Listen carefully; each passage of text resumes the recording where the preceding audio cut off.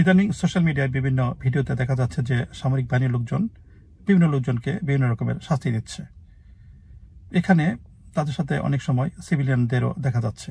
গতকাল একটি ভিডিওতে দেখলাম একটি বাড়ি থেকে কিছু লোক বের হয়ে আসছে এবং সামরিক বাহিনীর লোকজন রাস্তায় দাঁড়িয়ে তাদেরকে লাঠিতে আঘাত করছে। নিশ্চয়ই লোকগুলি কোনো অপরাধের সাথে যুক্ত ছিল, হয়তো চুরি ডাকাতি বা লুটপাটের সাথে জড়িত ছিল, এবং তাদের সাথে একজন সিভিলিয়ানও রয়েছিল।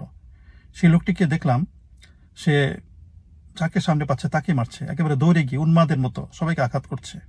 আমার প্রশ্ন, লোকটি কে? তাকে কে এ দায়িত্ব দিয়েছে লোকজনকে শাস্তি দেওয়ার? এবং আর্মি কেন তাকে পাশে রেখেছে? তাকে কেন আর্মি এই কাজ করতে দিচ্ছে? আমরা কয়েকদিন আগে ছাত্রলীগের সমালোচনা করেছিলাম, আমরা বলেছিলাম যে ছাত্রলীগ কি পুলিশের দায়িত্ব নিয়েছে? যখন ছাত্রলীগ আন্দোলনকারী ছাত্রদের উপর আক্রমণ করেছিল, হামলা চালিয়েছিল, তখন আমরা বলেছিলাম এই কথা। আমরা দেখেছিলাম ভিডিওতে যে পুলিশ এবং ছাত্রলীগ পাশাপাশি দাঁড়িয়ে ছাত্রদের উপর আক্রমণ করছে। তো এখন তো সেই একই ঘটনা ঘটছে। আর্মিদের পাশে দাঁড়িয়ে সাধারণ লোকজন সাধারণ মানুষকে মারধর করছে। আমার প্রশ্ন, এই লোকটাকে কে এই দায়িত্ব দিয়েছে? সে তো এই কাজ করতে পারে না। এখন আসছে আর্মিদের ব্যাপারে। দেশে কি বর্তমানে সামরিক শাসন চলছে? আমাদের সরকার কি সামরিক সরকার? আর্মি কেন লোকজনকে শাস্তি দেবে? বিভিন্ন ভিডিওতে দেখছি তারা লোকজনেরকে ব্যত্রাঘাত করছে, কখনো কান ধরে উঠবাস করাচ্ছে। এটা তো আর্মির কাজ হতে পারে না। শাস্তি দেওয়া তো আর্মির কাজ না। এখন দেশে আইন শৃঙ্খলার অবনতি ঘটেছে, তাই হয়তো আর্মিরা মাঠে রয়েছেন। তারা আইন শৃঙ্খলা ফিরিয়ে আনার জন্য কাজ করছে। যদি উশৃঙ্খল জনতাকে ছত্রভঙ্গ করার জন্য লাঠিচার্জ করা হয় সেটা অন্য ব্যাপার, কিন্তু তারা লোকজনকে তো শাস্তি দিতে পারে না। তাদের কাজ হচ্ছে অপরাধীকে তারা ধরবে এবং তাদেরকে আইনের কাছে সুপর্দ করবে। আমরা সবসময় সবাইকে বলি কেউ নিজের হাতে আইন তুলে নেবেন না। এখন তো দেখছে সে আর্মিরই সে কাজ করছে, তারা নিজের হাতে আইন তুলে নিচ্ছে, লোকজনকে ইচ্ছা মতো মারধর করছে। এটা একেবারে অনুচিত, একেবারে অনৈতিক। এটা আইনের সুস্পষ্ট লঙ্ঘন। আমরা কখনো এটাকে সাপোর্ট করতে পারি না। বিশেষ করে এই কাজটা এমন সময় ঘটছে যখন দেশের রাষ্ট্র ক্ষমতা রয়েছেন একজন নোবেল শান্তি পুরস্কার বিজয়ী। আমার কাছে অবাক লাগে, দেশে যখন একজন রাষ্ট্র ক্ষমতা আছেন, একজন নোবেল শান্তি পুরস্কার বিজয়ী ব্যক্তি, তখন দেশে এই ধরনের উশৃঙ্খল আচরণ করছে। আমরা চাই দেশের শান্তি শৃঙ্খলা ফিরে আসুক। সবকিছু হতে হবে আইনসম্মতভাবে, একটি বেআইনি কাজ হতে পারবে না। এই ব্যাপারে আমি যারা উপদেষ্টা রয়েছেন তাদের দৃষ্টি আকর্ষণ করতে চাই, বিশেষ করে আসিফ নজরুল এবং রেজওয়ানা হাসান।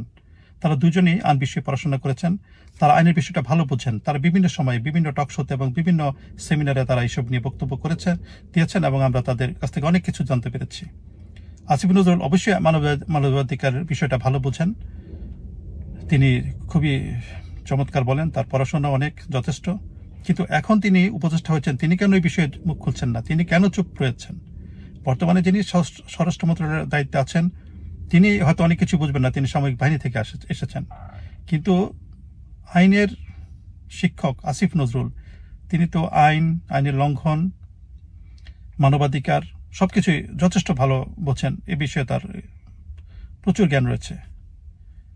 কিন্তু তিনি কি এসব দেখছেন না? এই যে তিনি কি ভিডিওগুলি দেখতে পাচ্ছেন না যে লোকজনকে মারধর করা হচ্ছে, সামরিক বাহিনীর লোকজন সবাইকে বিভিন্ন রকম শাস্তি দিচ্ছে? তিনি যখন ক্ষমতা ছিলেন না তখন তিনি অনেক কথা বলেছেন, এখন তিনি দায়িত্ব পেয়েছেন, এখন তিনি কেন চুপ থাকবেন? এখন তো কাজ করার সময়, এটাই তো তার দায়িত্ব। তিনি সরকারের একটি পার্ট, একটি গুরুত্বপূর্ণ পদে থেকে তাকে মুখ খোলা উচিত, তাকে বলতে হবে এই ধরনের কাজ বন্ধ করতে হবে।